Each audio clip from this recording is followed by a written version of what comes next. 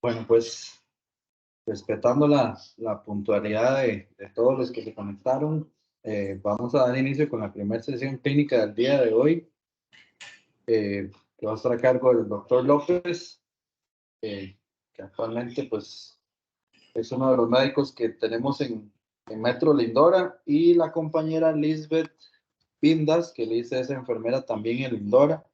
Ellos van a exponernos hoy sobre el abordaje del dolor torácico en el servicio de urgencias. Y pues bueno, un poco la idea es que porfa todos pongamos los micrófonos en silencio para que no interrumpamos la presentación.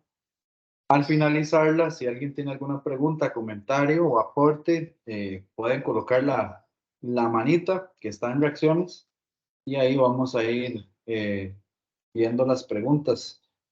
Igual pueden escribir comentarios o dudas durante la presentación en el chat.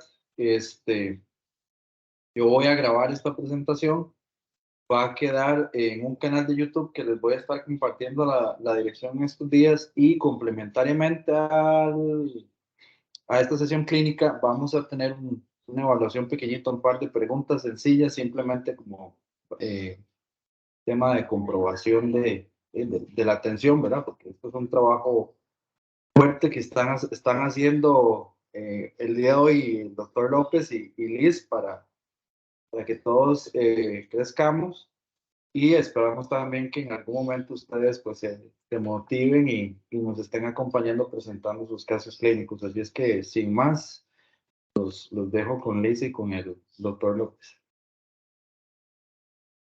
Bueno, muy buenas noches a todos, y pues gracias a la dirección, así como también a Felipe por la iniciativa.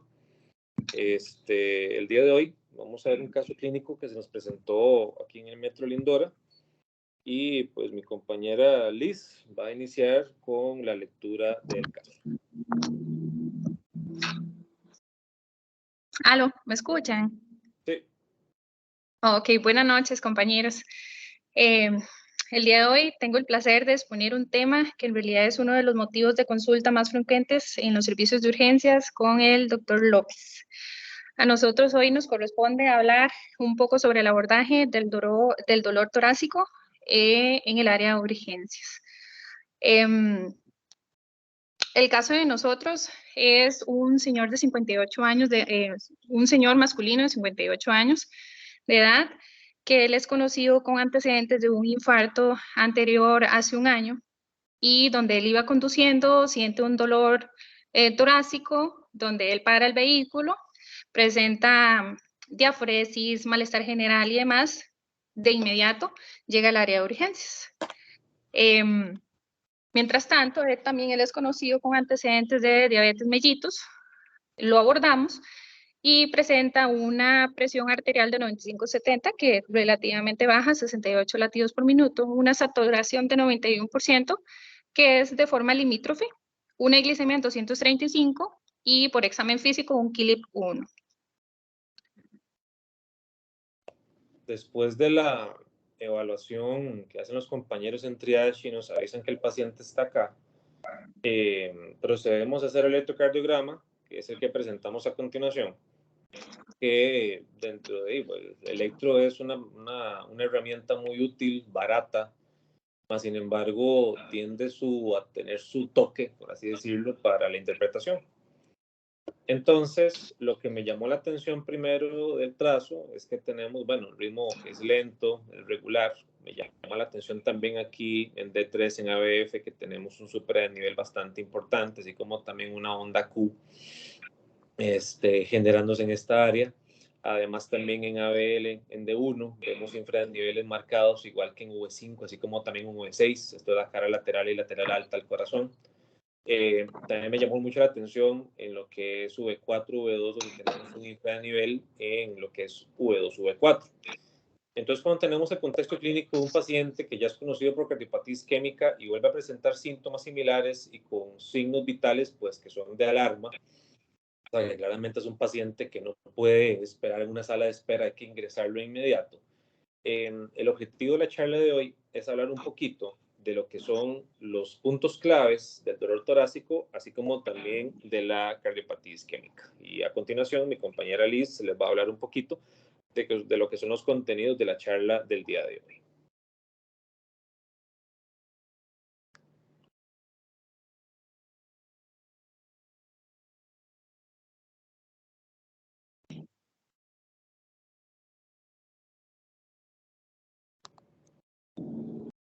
Ok, con respecto a los contenidos que vamos a abarcar la noche de hoy, vamos a definir individualmente y lo que es con respecto a la epidemiología, la fisiopatología, la clínica, el screening en el sistema de emergencias, conceptos sobre STEMI y STEMI, abordaje, diagnóstico, manejo terapéutico agudo y los conceptos de OMI y NOMI.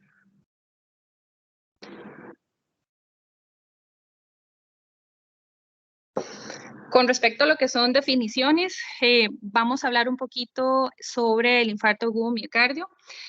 La definición como tal es un evento que provoca el bajo flujo de nutrientes en un lecho vascular con complicaciones funcionales subsecuentes. Si logran ver en este cuadro aparecen 5 clasificaciones de infarto agudo miocardio que va del 1 al 5. Si logran ver el tipo de característica, cada tipo de clasificación es diferente.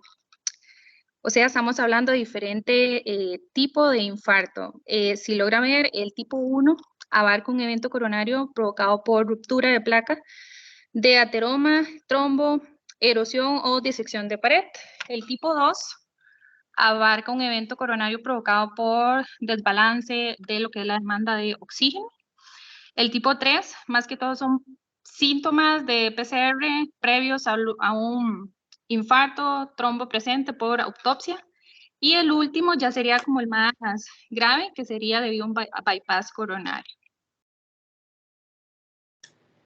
Anudado a estas definiciones que la compañera Liz nos está dando, es importante recordar que, bueno, las grandes guías, por así decirlo, tanto de la AJA como de la Asociación Europea de Cardiología, pasan revisando este tema constantemente, ya que pues, es un tema muy dinámico y de cambio constante. La última revisión que se hizo fue hace aproximadamente 4 años con la definición universal de infarto, que en parte Liz leyó una parte de lo que son los subtipos. Más sin embargo, es importante también conocer que la cuarta definición de infarto tiene que ver mucho con la definición entre injuria e isquemia. La injuria es alteración de las troponinas y la isquemia es cuando tenemos signos o síntomas de angor o dolor torácico junto con una afectación de las troponinas. Añadido a la definición que Liz dio, es importante conocer que el diagnóstico de infarto va a depender mucho también del sexo y de la edad de lo que encontramos en el electro.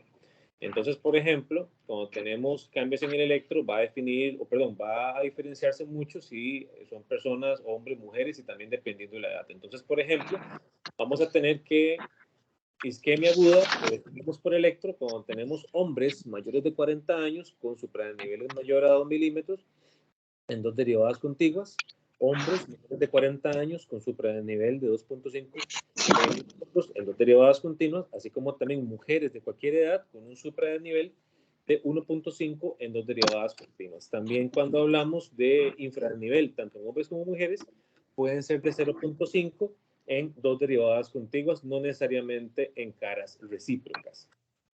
Con respecto a la epidemiología y la mortalidad, pues ustedes saben que la enfermedad cardiovascular es de alta prevalencia a nivel mundial y es lo que mata a todo el mundo como primera instancia, fuera de lo que es violencia o accidentes de tránsito o cáncer.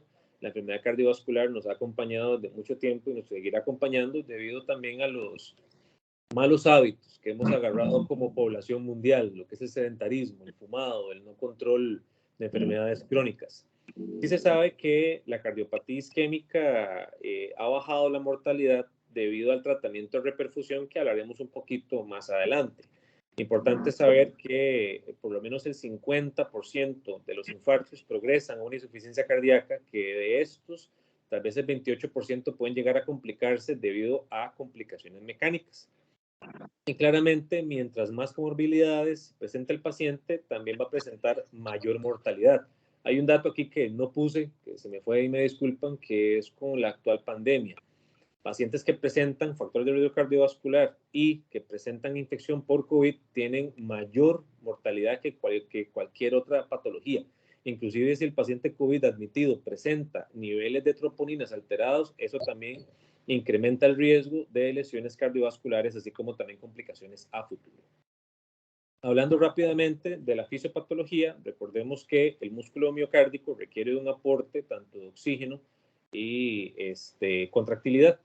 Y esto se debe también a lo que es la frecuencia cardíaca y la tensión muscular. Esos factores corresponden a lo que es las propiedades del inotropismo y cronotropismo, que ambas se alimentan de lo que es el consumo de oxígeno. Entonces, del consumo de oxígeno, si tenemos, por ejemplo, una disminución de este aporte, vamos a tener un ejemplo de una obstrucción coronaria.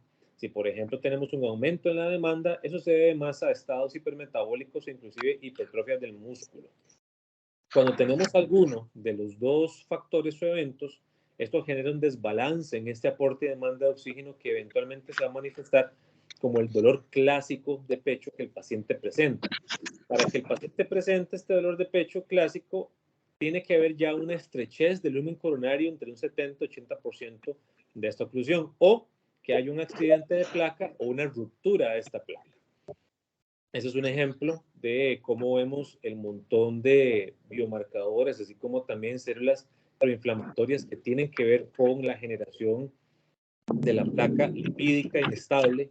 Ustedes ven, por ejemplo, que el LDL o el VDLDL, mediante diapedesis, entran a lo que es el estrecho vascular, así como también en los componentes del tejido vascular, generando células espumosas, que esa célula espimosa eventualmente va a generar un centro necrótico frágil que con el flujo sanguíneo o con el roce de lo que es la sangre con la placa de ateroma puede generar una ruptura y eventualmente una oclusión total del vaso. Esta diapositiva habla más que todo de las complicaciones a futuro que un evento coronario puede ocasionar. Cuando tenemos este tipo de lesiones, un infarto a futuro puede ocasionar anemia, puede ocasionar arritmias, puede ocasionar insuficiencia cardíaca, puede ocasionar también insuficiencia renal. Realmente la complicación principal es el shock cardiogénico, así como también la hipoxemia crónica. Ahorita vamos a hablar entonces ya un poquito de la materia y con respecto al cuadro clínico, mi compañera Liz va a seguir en este punto.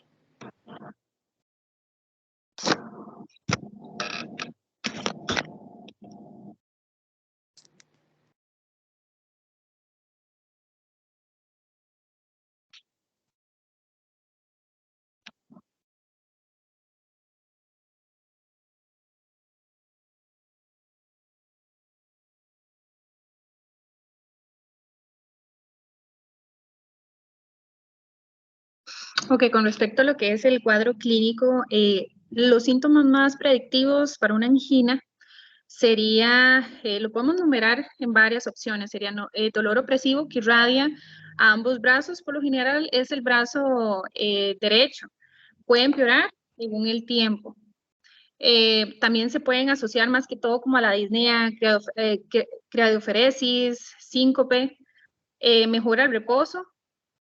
Y en este punto, el último punto sí sería mencionar lo que es como de gran importancia, lo que son mujeres, ancianos o algún paciente que tenga alguna patología crónica como diabetes, que también un síntoma predictivo sería la epigastralgia y la lumbalgia, no necesariamente que entre por un dolor opresivo, sino con estos dos síntomas tendríamos que tomarlo como si fuera paciente de predominio cardíaco.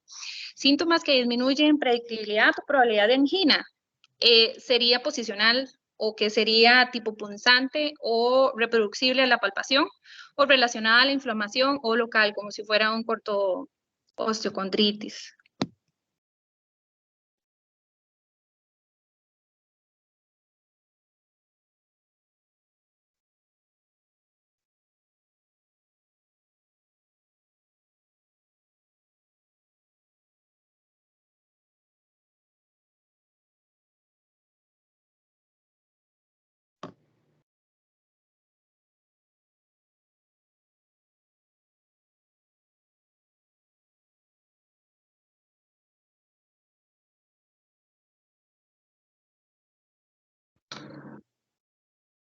Nada más un momentico que la página...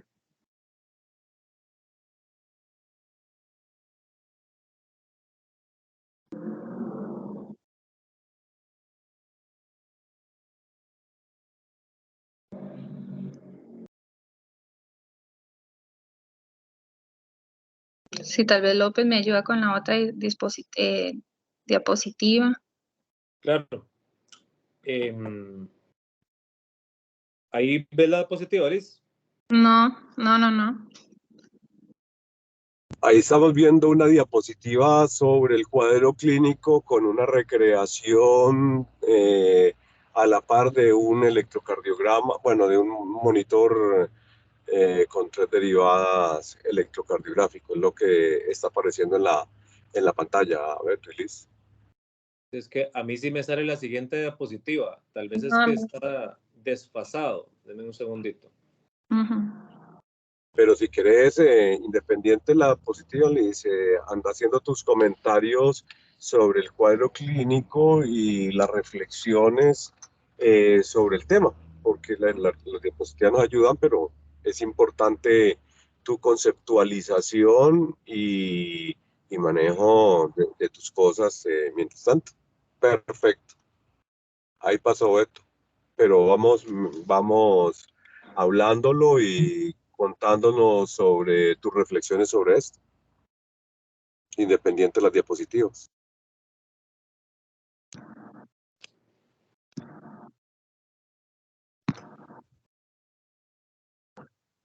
Ok, para ver si ya vamos a esperar que aparezca. Ok, la parte de la intervención de enfermería en el área de urgencias, creo yo que es una de los temas más importantes que podríamos hablar el día de hoy con respecto al triage. El triage, el personal de enfermería es la primera persona que aborda el paciente. Entonces, en este caso, nosotros tenemos que saber o tener conocimiento de que todo dolor torácico requiere electro. Automáticamente, si el paciente...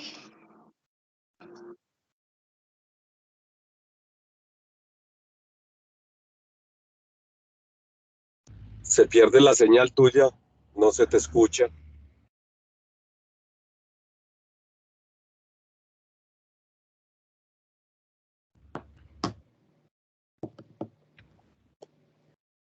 Bueno, es importante que conceptualicemos, porque se pierde la señal de Liz, la parte del triage en el paciente dolor torácico. Nosotros podemos conceptualizar dos partes. El triage contextualizado en la absolutividad de qué tipo de dolor torácico es para decir el tipo de gravedad, como en cualquier servicio, o el triage hecho en un servicio de emergencias privado. Hay que conceptualizar y ser muy claros que el paciente con dolor torácico en nuestro hospital, independiente de los signos o síntomas osteomusculares o no, va a requerir inmediatamente un electrocardiograma. Nosotros no podemos dejar un paciente, por más de que creamos que es una osteocondritis, sin hacer un electrocardiograma. Dependiendo los ensayos y los estudios a nivel mundial que nosotros leamos, hay estudios incluso que relacionan un 13 a un 15% de signos o síntomas de osteocondritis, los relacionan con síndrome coronario agudo. Entonces, una osteocondritis, sobre todo en personal femenino, puede estar relacionado a hallazgos electrocardiográficos. No sé si ya llegó Liz para que siga. ¿Me escuchan?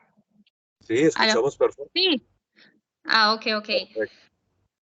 Sí, en este caso, como les estaba explicando, digamos, el triage, el personal de enfermería es la primera persona que aborda al paciente. Entonces, en este caso, nosotros debemos de tener conocimiento ante qué situación podríamos estar observando. Entonces, como dice el doctor, muy importante, tenemos que saber las características del dolor torácico, desde qué tipo de dolor, desde qué la localización, irradiación, duración, todo eso sí nosotros debemos de preguntarle al paciente, obviamente, en tiempo, en menor tiempo posible.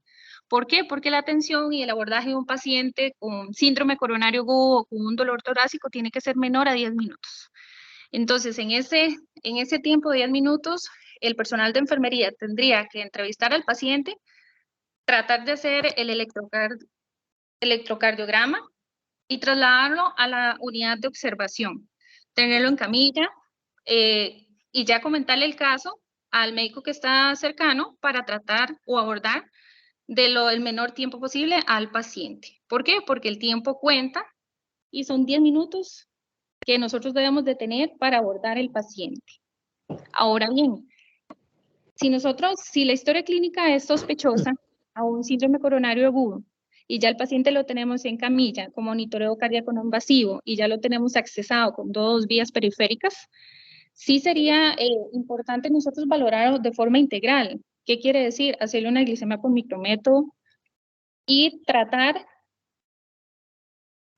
de empezar con los estudios complementarios, ya sea biomarcadores coronarios, mientras ya el médico valora al paciente en conjunto con el personal de enfermería y más que todo la valoración del electrocardiograma, que es uno de los estudios iniciales para abordar ese caso.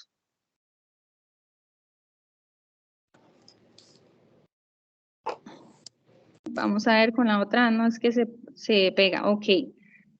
Seguimos, doctor López, a ver si podrías pasar la siguiente, que no me... Ahí la ven. Ok. En ese caso, eso es un electrocardiograma que le hicimos en este caso al paciente que nosotros abordamos en el área de urgencias, donde claramente se observa en el electro que hay una elevación del segmento de ST en la cara inferior. Y si logramos ver también que en la cara lateral hay un infranivel del ST. Entonces, en ese caso, aparte del electro precordial o el electro normal que nosotros hacemos, sí es necesario abarcar 2 electros más, que serían las derivadas derechas y las posteriores. Es muy importante que si nosotros estamos tratando inicialmente por un síndrome coronario agudo, sí tendríamos que hacerle electros cada 15, cada 20 minutos, son seriados número 3. Ahí en estas imágenes podemos observar que en la quiero hacer una anotación en esto interesante, Liz, que lo que estás diciendo es demasiado importante e interesante. Cuando nosotros tengamos, y eso que sea una norma, un paciente con cambios en cara inferior, como los estás describiendo ahora, siempre, o sea, no es excepción o cuando queramos, hacemos inmediatamente derivada derecha. Igualmente, dependiendo la revisión que encontremos o busquemos, unas tan bajas como el 35%, otros tan altas como el 50-53%. Los infartos de cara inferior se extienden a ventrículo derecho. Entonces, siempre en cara inferior hagamos derivada derecha. Y el otro concepto muy interesante, y me encanta que lo hayas mencionado también, el de los electros seriados. Cuando hablemos de electros seriados, lo que acabas de decir es muy cierto, muy interesante y me alegra nuevamente que lo hayas mencionado. Es un electro cada 15 a 20 minutos, al menos número 3. Eso sí, bajo el entendido, porque estos son electrocardiogramas y no monitoreo fetal, bajo el entendido que no haya cambios. Yo dejo de hacer electros seriados en el momento que encontré un cambio. ¿Cuándo hago el otro? Dependiendo lo que haya encontrado, dependiendo lo que yo quiera hacer, dependiendo de el diagnóstico que tenga. ¿Ok? Ay, perdón que te haya atravesado el caballo, pero es muy interesante lo que has dicho. Tranquilo, muchas gracias. por el aporte. Sí, en realidad, por ejemplo, entonces si estamos frente a un síndrome coronario agudo y vemos esos cambios electrocardiográficos, sí es necesario hacer las derivadas derechas y posteriores. ¿Por qué? Porque en las derivadas derechas podremos descartar si existe algún infarto agudo del miocardio del ventrículo derecho. Y si son derivadas posteriores, obviamente que vamos a descartar si hay un infarto agudo del miocardio posterior en la cara posterior. Si ven en esas imágenes, la imagen que está a la izquierda, la inicial, es un electrocardiograma precordial, que son los electros que nosotros hacemos diariamente. El segundo electrocardiograma, ya ese sí sería derivadas derechas, que sí es muy importante nosotros saber en qué espacios colocar los electrodos. ¿Por qué? Porque si así nosotros los colocamos de forma adecuada, así es como va a ser la lectura del electro. ¿Por qué? Porque si los colocamos en diferentes espacios intercostales, posiblemente va a diferir un diagnóstico precoz en el paciente. Ahora bien, nada más como para hacerlo rápido, los electrodos en la parte, digamos, de derivadas derechas, nada más es relativamente similar al precordial, que son las derivadas izquierdas, solamente que retiramos B4, B5, B6 y lo pasamos a las derivadas o al derecho y lo colocamos en igual posición. B3, B4, B5, B6 en el quinto espacio intercostal. B4 sería en la línea medio clavicular, B5 sería en la línea axilar anterior y B6 sería en la línea medio axilar. Ahí es donde nosotros podemos tomar las derivadas derechas.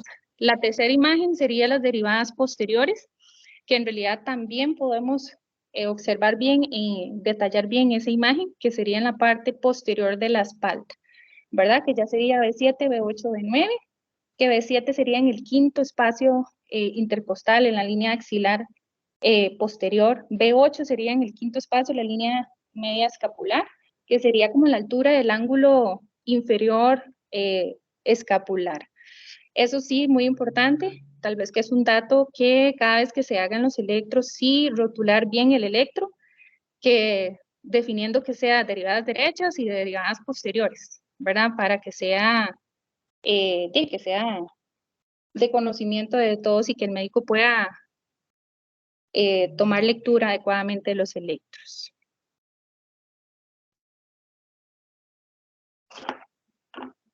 Ok, continuando, vamos a hablar un poquito y bastante rápido de por qué es que vemos supradesniveles o por qué vemos infradesniveles.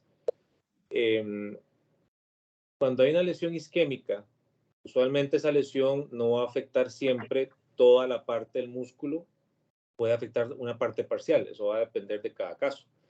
Cuando tenemos, por ejemplo, lesiones que abarcan todo el músculo o una lesión transmural, el electrodo electrocardiograma no puede ver esa parte lesionada porque no está generando un vector de energía. Por lo tanto, el segmento TP, que es el segmento más isoeléctrico en el electrocardiograma, tiende a generar una depresión y eso hace que el segmento ST tienda a subir. Así como también cuando tenemos lesiones epicárdicas, que es en la cara pues, más externa, por así decirlo, el músculo. De lo contrario, en la cara endocárdica o las lesiones que son más internas, esto hace que el segmento TP tienda a aumentar su polaridad debido a una alteración en el vector y eso hace que el segmento ST tienda a bajar. Eso es un concepto de física, mas sin embargo sí es importante conocer el por qué razón es que vemos supras o infras. Supras en realidad son lesiones transmurales o epicárdicas y los infras lesiones endocárdicas o internas. Con respecto a las áreas de localización, este esquema me gusta mucho porque muestra dentro de lo que es la colocación de electrodos cuáles son las caras que estamos viendo en el electro. Entonces recuerden que para interpretar el electro hay que verlo o tratar de verlo en orden para ver cuál es la arteria que está afectada.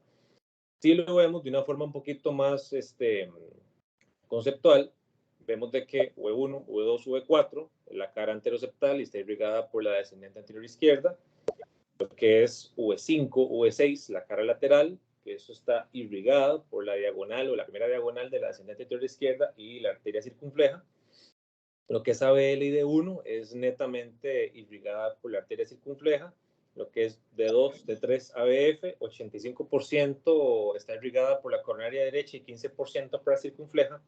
Y muy importante ABR, que es la derivada que todo el mundo olvida o omite de ver, está irrigada por las arterias perforantes del septum interventricular, que esas son ramas del tronco principal de la arteria coronaria. Cuando veamos un electro, siempre recordar entonces que la cara que estamos viendo es la arteria principal que puede o no estar afectada. Ya hablando un poquito de lo que es el manejo médico, cuando tenemos un paciente con dolor torácico que lo pasan de triage con sospecha de síndrome coronario agudo, podemos tener 3 escenarios.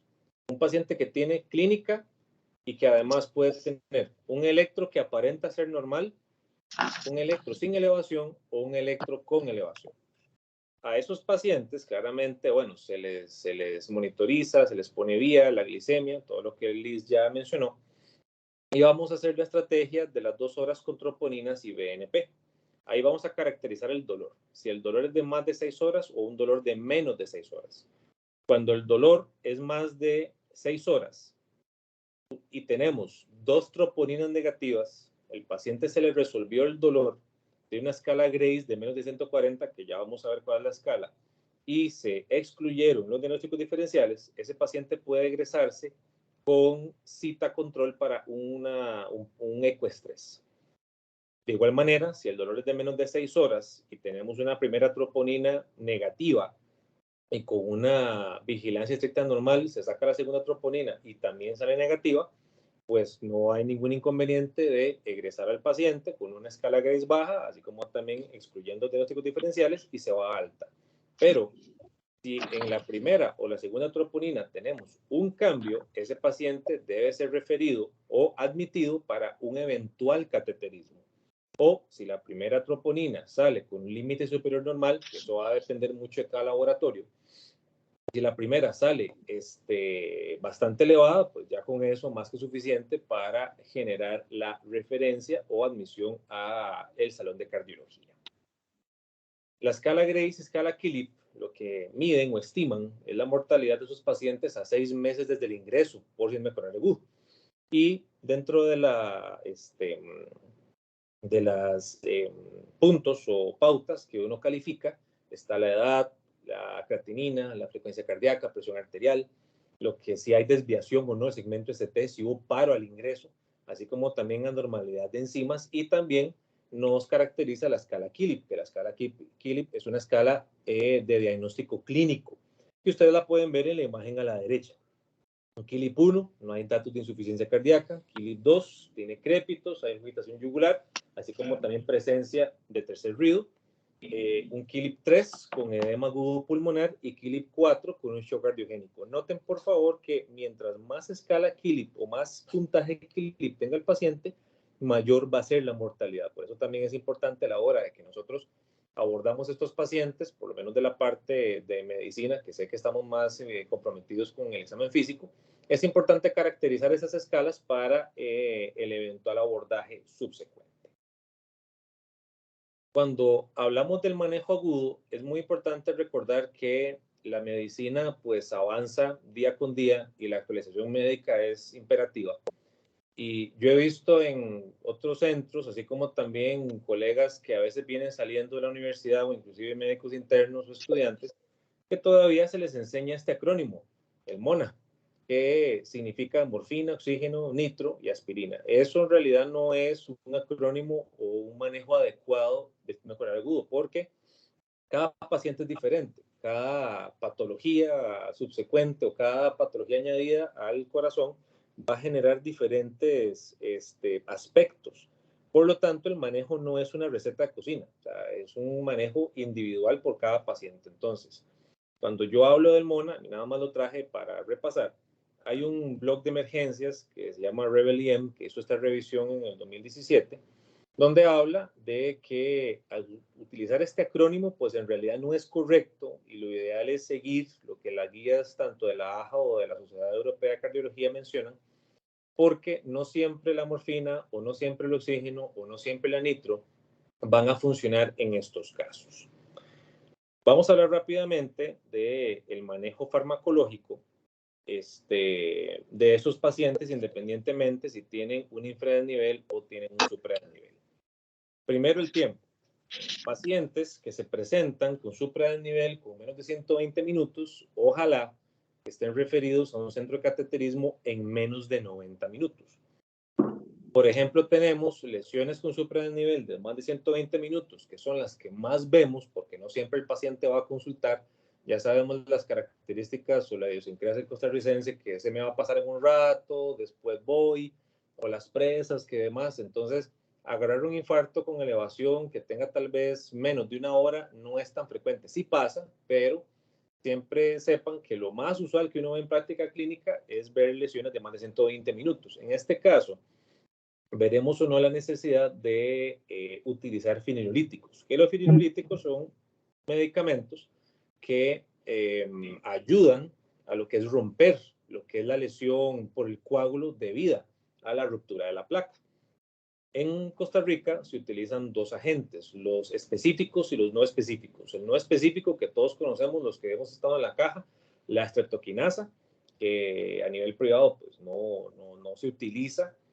Aquí les dejo la dosis nada más de referencia, que es 1.5 millones en cc fisiológico y se pasan en 30 minutos. Lo que actualmente, bueno, la caja sí tiene ahorita, que son los fibrinolíticos específicos, es el Tenecte Plus, que es clase 1A según guías europeas, y lo que usualmente los hospitales privados manejan, que es el Alteplas. Hay muchos criterios o varias formas de administrarlo. Hay una forma rápida, que es la que les pongo aquí, que es de 15 miligramos IV en 5 minutos, 50 miligramos IV en 30 y 35 en 60. Muy importante que no todo paciente con supradesnivel va a requerir de una fibrinolisis, porque va a tener ciertas contraindicaciones. Por ejemplo, cirugías recientes de menos de 3 meses, hemorragias intracraneales activas o neoplasias intracraneales activas, lo que es estado de embarazo, lo que es hipertensión sistólica aislada no controlada, son criterios donde uno dice, ok, en este paciente no lo puedo utilizar, pero si no hubiese ningún tipo de contraindicación, lo puedo utilizar ¿para qué? Para estabilizar el supradesnivel del ST de ese paciente, porque, como el doctor Saldarriaga mencionó anteriormente, con los electroseriados, el infarto es una enfermedad dinámica que va caminando sobre el tiempo. Entonces, un supradesnivel que me llegó ahorita a las 7:40 puede empeorar a las 7:50. Entonces, mientras más supradesnivel, más inestabilidad, entonces yo tengo el medicamento disponible y lo puedo utilizar para estabilizar al paciente. Más sin embargo, hay que tener cierta consideración.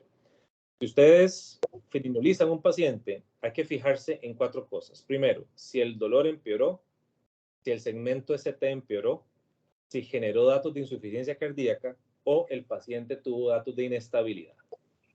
Si no pasó nada de esto, que es la flecha roja que estoy poniendo, ese paciente pues, se le puede coordinar un cateterismo de las 2 a las siguientes 24 horas desde el inicio de síntomas.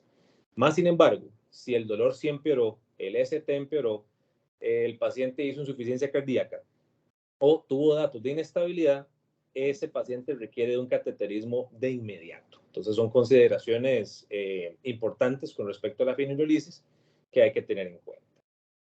Ahora, con respecto al resto de tratamiento o el conocido protocolo coronario que conocemos todos en la sala de urgencias, se va a componer lo siguiente. Primero, doble antiagregación con aspirina y con Plavix. En nuestro medio privado podemos contar con ticagrelor, así como también clopidogrel. De aspirina, 300 miligramos, sea de un solo, ojo, pacientes mayores de 75 años, que dar una dosis de carga completa puede aumentar el riesgo de sangrado digestivo, igual que con el clopidogrel. La atorvastatina, el Lipitor, en realidad eso se puede empezar hasta dentro de las primeras 24 horas. Está todavía en las guías, se supone que es por estabilidad de la placa, pero ya con doble antiagregación, pues más que suficiente. La anticoagulación en supradesnivel del ST sí está indicada en el infra, puede generar efectos adversos como sangrado, entonces hay que tenerle cuidado. En este caso es la heparina bajo peso molecular, que puede llevar un ajuste de dosis por edad. Lo que es la el betabloqueo, en este caso carvedilol o nebivolol, con betabloqueadores específicos para lo que es bajar el riesgo de disritmias, así como también el remodelado. Ojo en pacientes mayores de 70 años que pueden tener bradicardias en frecuencias menores de 110 o presiones arteriales sistólicas de menor de 120, o si tenemos pacientes que presentan uso de cocaína, que eso es importante reconocerlo. Pacientes jóvenes pueden padecer de infarto. Y a veces ha pasado de que una de las causas es uso de este tipo de droga ilícita. Importante también el oxígeno. El oxígeno en pacientes infartados se ven beneficiados con la saturación de oxígeno en menor a 90%. Hay otros estudios que mencionan entre 92 y 93. Eso es más que todo para, obviamente, el aporte de oxígeno sanguíneo que el paciente necesita en este evento, pero se ha visto que pacientes con saturación mayor al 95% no requieren de esto, ya que más bien puede liberar radicales libres que empeora el estado acidótico del paciente debido a la lesión isquémica. Si el paciente tiene dolor recurrente o datos de insuficiencia cardíaca o emergencia hipertensiva, podemos utilizar nitroglicerina, IV o sublingual. Ahí también una acotación importante, la nitro hay que tenerle cuidado cuando hay una lesión inferior o posterior del corazón. Recuerden que la nitro es un venodilatador. Lo que ayuda es a bajar la precarga y así también disminuye el consumo de oxígeno miocárdico.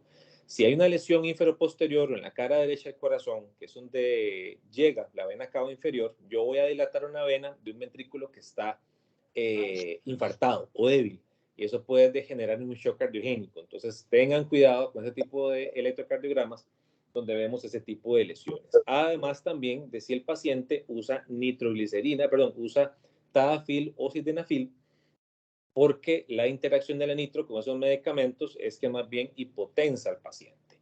En este caso, para tratar el dolor, si fuera el caso de que la nitro está contraindicada, se puede utilizar fentanil de 50 a 100 microgramos, según sea el caso. Y eso, como les digo, va a depender mucho de cada paciente.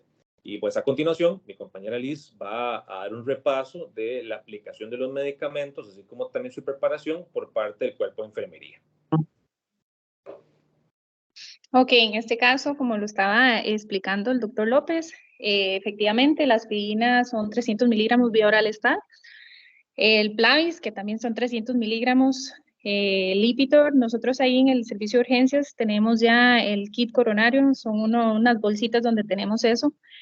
Pero igualmente tenemos que verificar los 10 correctos antes de administración de los fármacos. Lo que es la heparina de bajo peso molecular es dependiendo del peso del paciente, ¿verdad? Pero nosotros manejamos desde 40 miligramos, 60, 80, dependiendo la indicación y el peso del paciente. Y con respecto a lo que es la nitroglicerina, nosotros manejamos comprimidos de 0.5 miligramos y endovenosos serían 50 miligramos. ¿Cómo es que se administra? En caso necesario, sería nitroglicerina, un frasco, que son 50 miligramos en 250 cc de solución, a pasar según la indicación de indicación médica. Muy importante, nitroglicerina, todo frasco que es oscuro es fotosensible. Entonces, la infusión hay que forrarla, protegerla contra la luz, ¿ok? Con respecto a lo que es el fentanil se podría administrar a 50 o 100 microgramos IV. Perdón que haga una interrupción, es que no quisiera que quede eso en el aire o como sensación de que así pudiera ser.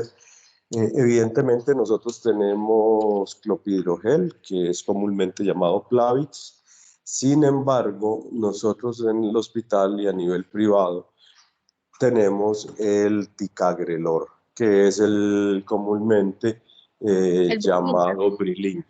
¿Ok?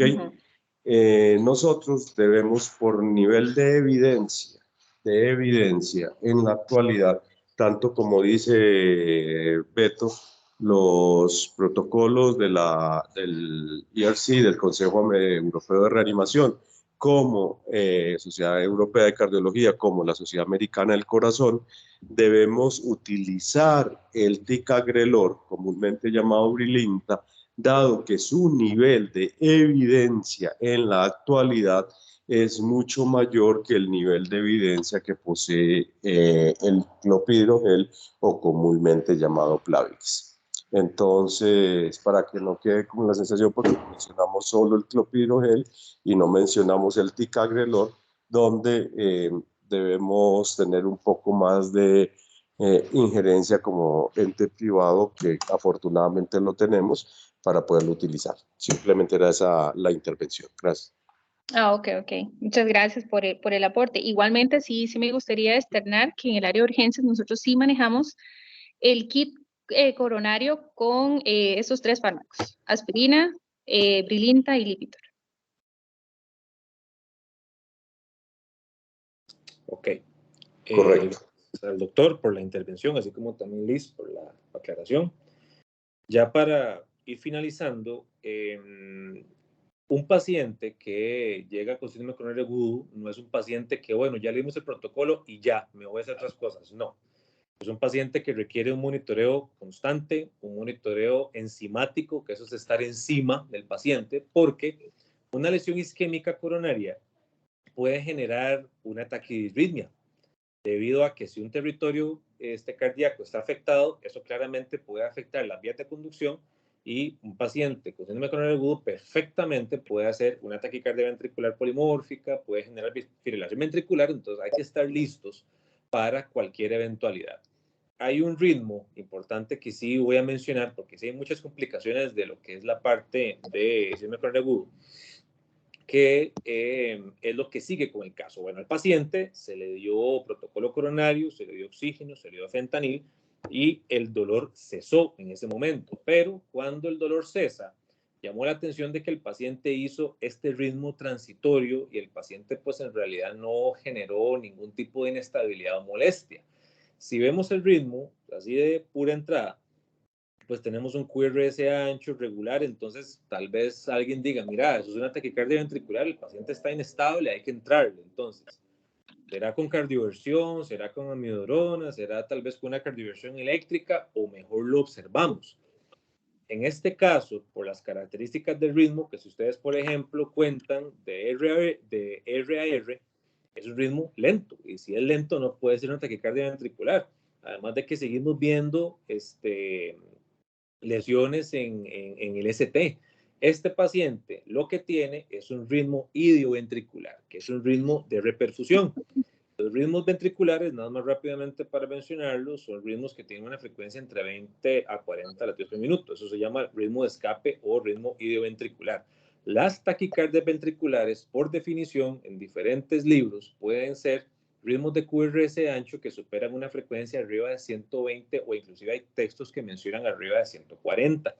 Si yo, por ejemplo, tengo ritmos de QRS ancho que ronda entre los 40 y 120, eso se llama ritmo idioventricular acelerado, que puede ser porque el paciente también tome amiodarona de base o flecainide. Más sin embargo, esto sugiere de que el paciente puede estar reperfundiéndose exitosamente, sea con el protocolo o inclusive si utiliza firinolisis. Pero esto no quiere decir de que el paciente no necesite el cateterismo. También este ritmo puede presentarse en toxicidad con digoxina, en trastornos severos del potasio, por ejemplo, o en ritmos postparo. Muy importante que ese es un ritmo que es transitorio y no inestabiliza al paciente, únicamente se observa.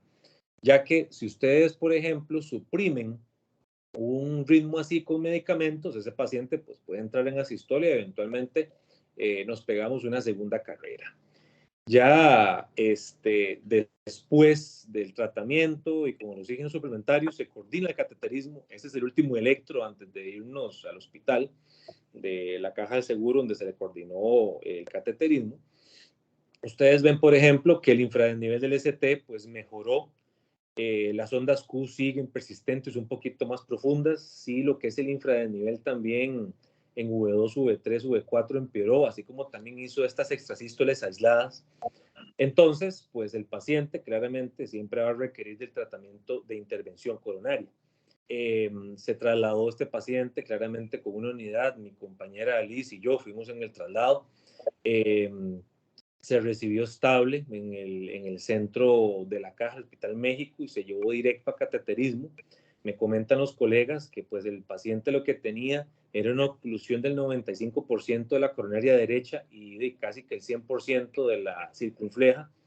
Lamentablemente el paciente hizo paro en el cateterismo, él salió con un balón de contrapulsación, que es un método utilizado en cardiología para aumentar lo que es el gasto cardíaco cuando hay un influjo coronario muy bajo, y se admitió a cuidado intensivo coronario, donde pues el paciente estuvo ahí casi internado unas 3 semanas hasta que lamentablemente falleció, según lo que el residente con el que hablé me comentó.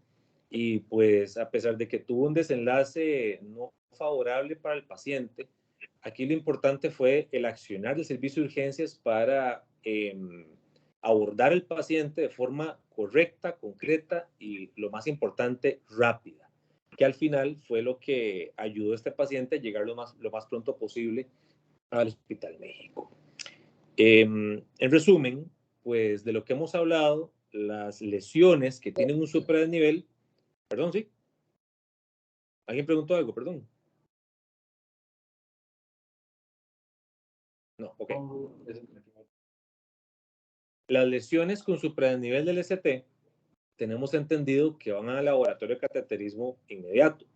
Y las lesiones con infradesnivel, pues van a un cateterismo expectante que uno puede esperar 24 hasta 48 horas. Entonces, la pregunta aquí es, ¿siempre es así? Y la respuesta es no.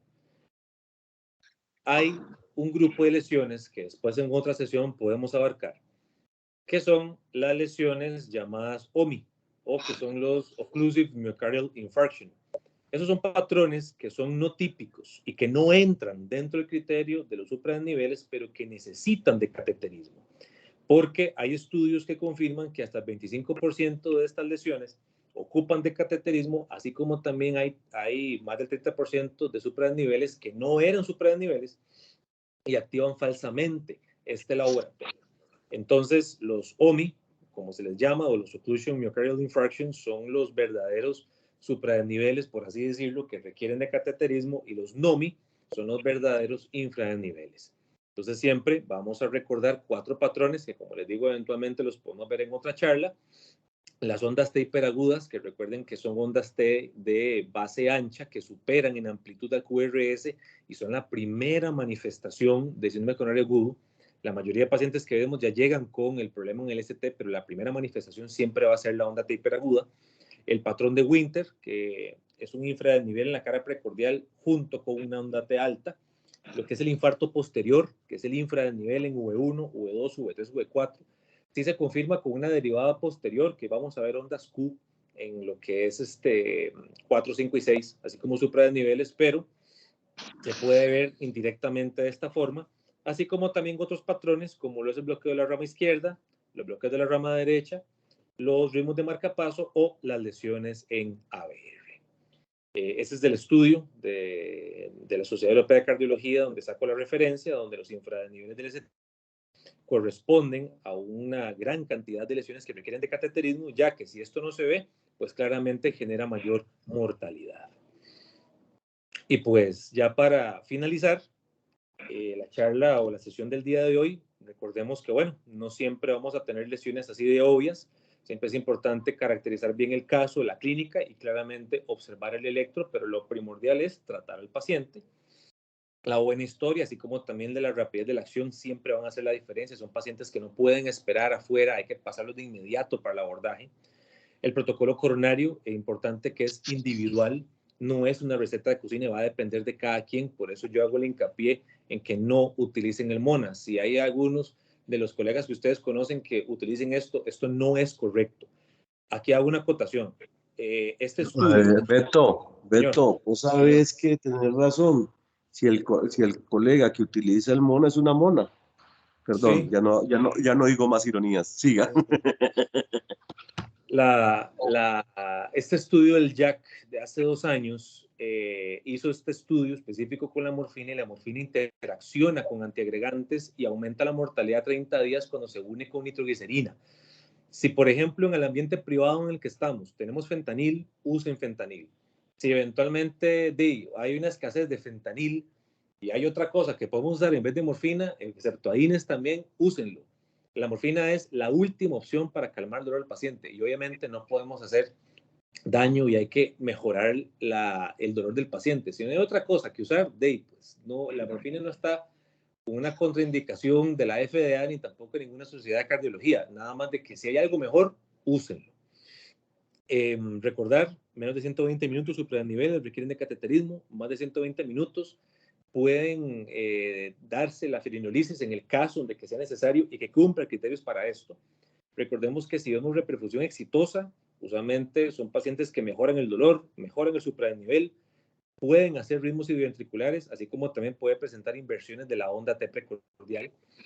Muy importante que todo el equipo de urgencias tiene que estar listo para la inestabilidad, porque no es llegar y dar protocolo y decir, bueno, voy a almorzar. No, o sea, hay que estar encima de ese paciente o estar muy pendiente de que no se inestabilice. Y usted puede tranquilizarse cuando ya lo agarró cardio, lo agarró cateterismo, lo agarró el emergenciólogo y que el paciente esté completamente estable y bien manejado.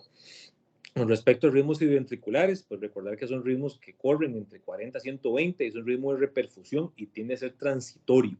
Así como también recuerden los patrones no típicos, las ondas T hiperagudas, los bloqueos de la rama izquierda, los infartos posteriores, porque es importante recordar esos patrones para que no se nos pasen. Y mi compañera Liz va a finalizar con lo que es los puntos de mejora con respecto a la atención de este caso.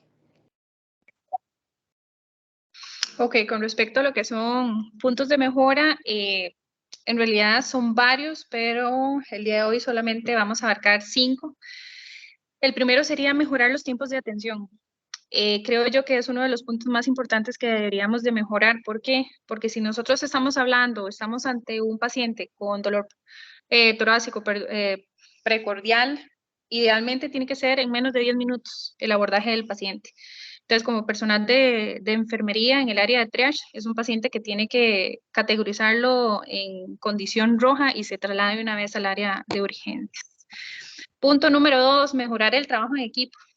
Día con día tratamos de mejorar el trabajo en equipo. La idea es tratar de mejorar esa parte. ¿Por qué? Porque el único fin es dar un abordaje de calidad. Tercer punto sería manejar de forma adecuada la categorización de los pacientes. Como anteriormente les mencioné, en urgencias manejamos 3 tipos de categorización, de verde, rojo y amarillo. Un paciente con dolor torácico no lo vamos a clasificar como categoría verde, es un paciente categoría roja y dependiendo de su condición o su inestabilidad hemodinámica es un paciente que hay que pasarlo a sala de shock. Brindar información concisa, oportuna al médico tratante, eso es muy, muy importante. Primero que todo, nosotros como profesionales de enfermería debemos de tener empoderamiento. Debemos de tener conocimientos de qué estamos tratando, o sea, por qué el paciente ingresa, cuál es el historial clínico y comentarle al doctor de forma oportuna y conciso para abordar el paciente en el tiempo menor posible. Y creo que con estos puntos de mejora finalizamos lo que es nuestra presentación el día de hoy.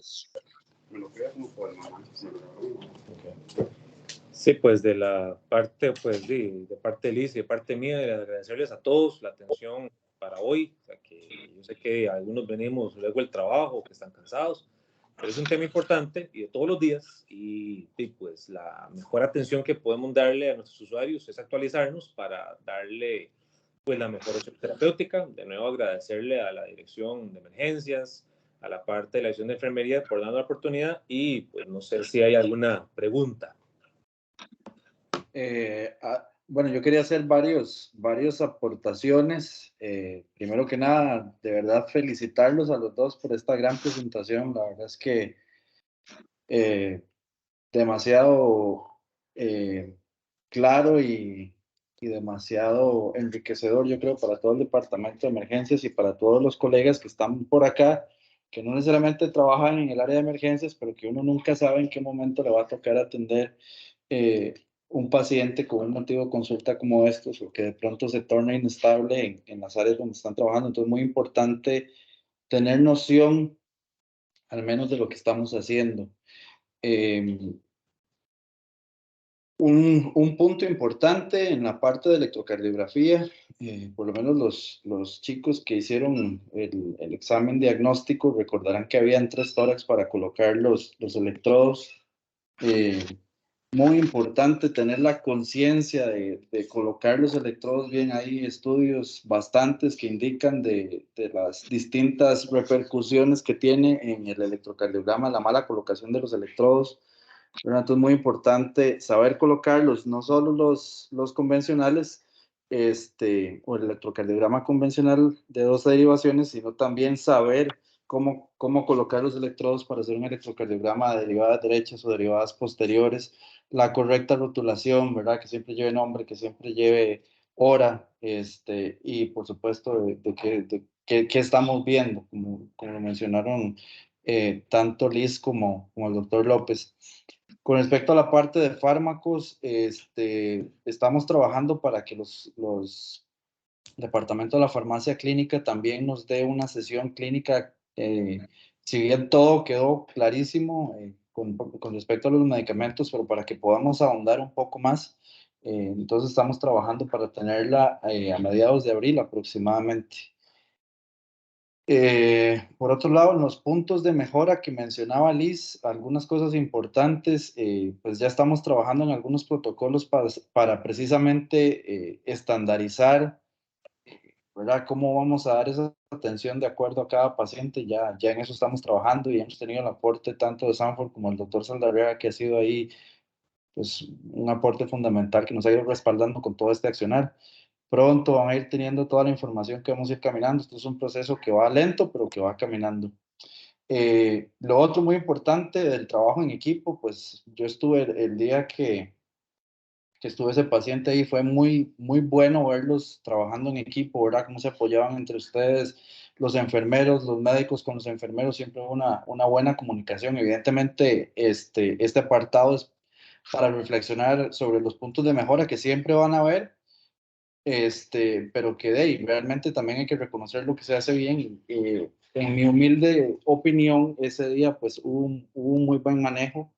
Lo otro importante y para finalizar es, yo rescato mucho el trabajo de Liz ese día, ¿verdad? Que se le pegó al paciente, no se movió de ahí, y eso es saber lo que uno está haciendo, es tener conocimiento, porque si yo tengo un paciente que tiene un grado, un nivel de dependencia importante, porque es un paciente que se me puede inestabilizar, yo no voy a dejar ese paciente solo, yo no me voy a ir a comer, como dijo el doctor López, porque ese paciente es mi responsabilidad y porque tengo que estar ahí a la par para precisamente detectar cualquier cambio en cualquier momento. Entonces, simplemente aportar eso y nuevamente darles las gracias y las felicitaciones por esta presentación tan valiosa.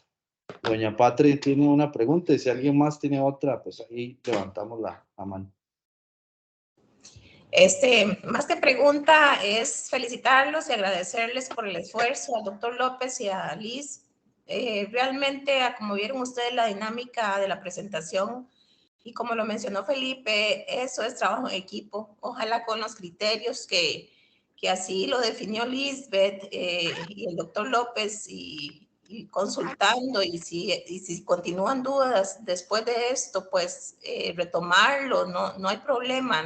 Nadie de nosotros nació aprendido, y creo que en esto estamos en un proceso de formación adicional a lo que nuestras escuelas nos brindaron, y vienen mucho más cosas para que las aprovechen, porque esto es supremamente valioso, de verdad que es supremamente valioso, y queremos tener un estándar mucho mayor de atención y seguridad para los pacientes que nos visitan, y ustedes, lo más importante, que se sientan súper dichosos por el conocimiento y por la aplicación y el cuidado que nos merecen nuestros pacientitos. Entonces, mil gracias, y de verdad, de mi parte, buenas noches, y el doctor Saldarriaga, como siempre, que está siempre en el proceso educativo. Muchas gracias. Muchas gracias, doña Patricia, por el Ustedes comentario. las gracias y felicitaciones. Muchas gracias. Veo una mano levantada de Kevin. Hola, buenas noches. Tengo una consulta con estaban hablando de la nitroglicerina, que junto con el tafil puede hipotensar un poco más al paciente. Mi pregunta, bueno, generalmente estos pacientes vienen con un alto grado o un componente ansioso bastante importante.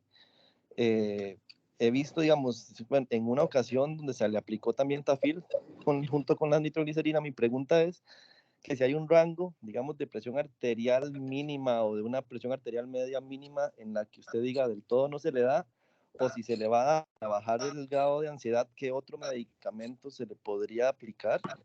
O si del todo nada más no trabajamos esa parte ansiosa del paciente farmacológicamente. Usualmente en esos casos, bueno, las benzodiazepinas vía oral sí están indicadas, porque claramente la disnea o el dolor claramente pueden generar susto en el paciente. Igual si el paciente está viendo que todo el mundo anda encima, ¿de qué me están haciendo? Dependiendo del grado de inestabilidad que el paciente tenga, podemos jugar con ese rango. Usualmente cuando hay pacientes que presentan una presión arterial media menor de 60, ya va por 50 y pico, claramente no hay que dormirlo, sino bien hay que reanimarlo. Tal vez el rango que me preguntas de la presión arterial media, pacientes deben mantenerse arriba de 70 de presión arterial media, y pues que la dosis del ansiolítico no supere los 1.5 o 2 miligramos. Eso es una recomendación de las guías europeas. Sí mencionan que sí tiene que ser bioral, nunca intravenoso, porque de una depresión respiratoria más algo cardiovascular, pues empeora peor el caso. Y pues no hay una interacción real con nitroglicerina. No hay ningún problema con aplicarlas mientras el paciente no esté hipotenso y mientras no se sobrepase la dosis estipulada, ni tampoco ¿cómo se llama? Utilizarlo de forma intravenosa. López, tal vez señalar ahí que la interacción de la nitro es con el tadalafilo, que es es familia del sildenafil, que es el comúnmente conocido como Viagra. Ok. Listo, muchas gracias. Me gusta. ¿Una otra consulta o comentario? Si no, pues damos por terminada la sesión de hoy. De verdad, muchas gracias a todos por participar. Ahí les estoy pasando en estos días el link para que si quieren repasar, puedan repasar. Igual va a haber una evaluación colocada en el link para que nos permita también ir mejorando este proceso y también que va a servirnos como la parte de comprobación de asistencia. Pueden verlo y hacerlo en el momento que ustedes tengan tiempo. Vamos a tener más o menos un tiempo, un mes para realizarlo. Entonces, muchísimas gracias a todos y buenas noches. Igualmente.